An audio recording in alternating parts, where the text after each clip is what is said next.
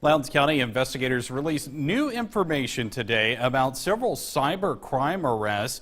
One arrest includes a 17-year-old suspect and 20 alleged victims. Detectives say the case involving the juvenile suspect started back on March 23rd.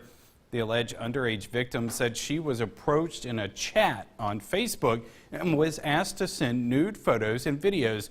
Once the suspect had them, they demanded more and threatened to post the existing photos online. That's when she went to law enforcement.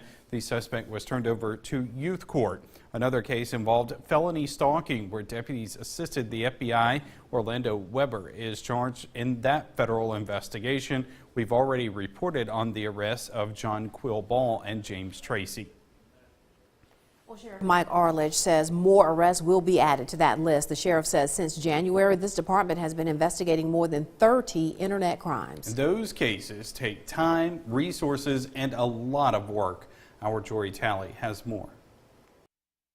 Investigators say online predators have computers on their side, making internet crimes challenging to investigate. Lowndes County Sheriff Mike Arledge says you could work on cybercrime cases around the clock if you had the manpower. We've got a population of about 60,000 people in Lowndes County where we might be investigating other types of crimes like burglaries, etc. But in this, you've got millions that are online that can be violating the law or being sexual predators. Lieutenant Tony Cooper is a member of the Attorney General's Cybercrime Task Force. He says chasing internet predators start out as a ghost hunt.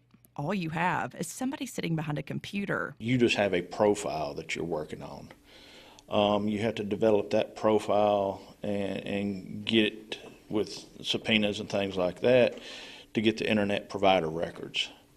Then you're starting to get a fingerprint that's added to that device and that profile. He says sometimes they can identify an offender pretty quick, but other times it can take anywhere from months to years. You get closer and closer every time, up until the point where you're finally able to apprehend the person and put a face with that name and that IP address. Investigating cybercrimes doesn't come at the click of a button. It takes a lot of working hours and resources. We're able, again, with the training and with the equipment that we get from the Attorney General's office, to stay up to date, and so that when we do get a case like this, we have the equipment that we need to process the evidence. One thing Arledge and Cooper want to stress to parents is to know what your children are doing online and set rules for them. That who their friends are, when they can get on the internet, and watch them to see what they're doing on the internet, because this is alarming. This is very dangerous,